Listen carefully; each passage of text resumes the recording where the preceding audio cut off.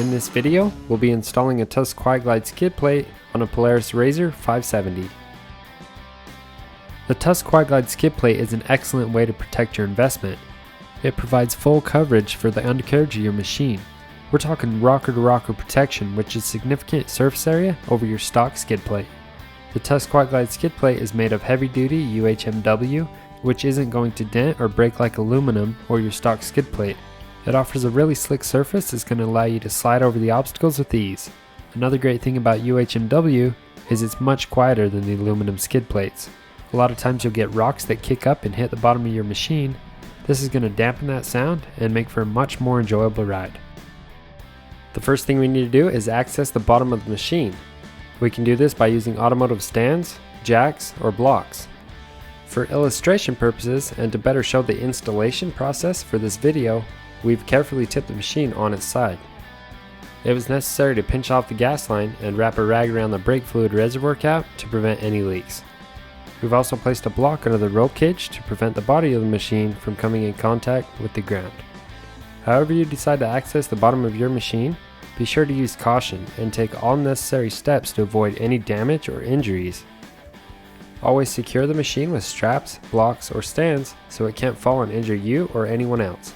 If you lack the proper safety equipment or know-how to install the skid plate safely, please refer to a professional mechanic. Alright, so now we can begin removing the stock skid plate. Remember to keep track of all the stock hardware, as we'll be using most of it to attach the new skid plate.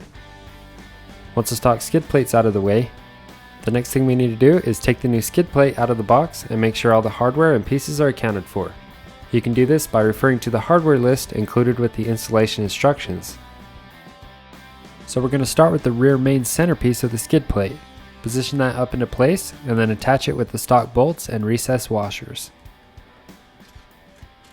We're going to want to keep these bolts fairly loose for now. And once the rear main piece is in place, we can begin attaching the front main piece of the skid plate. When you've got that into place, go ahead and install the rearmost piece of the skid plate. That will slide up under the rear main piece of the skid plate, and then using one of the stock bolts with recessed washers, attach the front part of that piece. We need to snug that front bolt down. The rest of the hardware for this piece won't be installed until a little later. The next step is to attach both sides of the skid plate. There will be 5 countersunk holes on each side of the skid plate. These will be attached to the outer frame rails using the provided 1/4 inch by 1 1/4 Torx head bolts with self-cutting threads.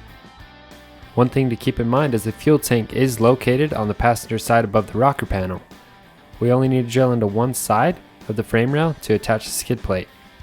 Be careful not to drill all the way through the frame, as we don't want to puncture the fuel tank. So using the provided 7/32 inch drill bit, drill through each countersunk hole in the skid plate into the frame rail on each side. It's easiest if you drill and install one hole at a time. Once the first hole is done, it will hold the skid plate tight against the machine to make drilling the next hole a lot easier. We're going to repeat this process for both sides of the skid plate. Make sure the bolts are sitting flush with the skid plate. Once we've got both sides of the skid plate secured, we're going to tighten down the stock hardware. So just go through and make sure all those bolts are tight.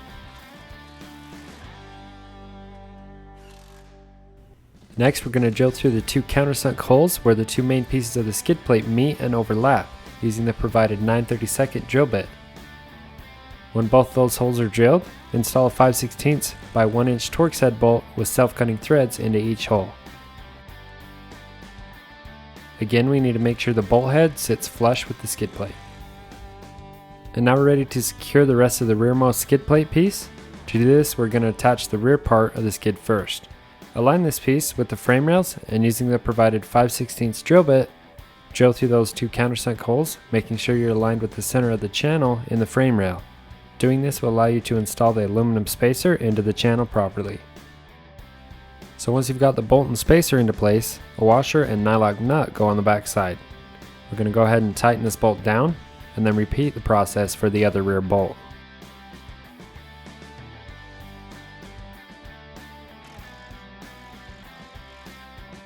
And once again, make sure the bolt head's sitting flush with the skid plate. And then using the 9/32 drill bit, drill the 4 remaining countersunk holes in this piece, and install a 5/16 by 1 inch Torx head bolt with self-cutting threads into each hole.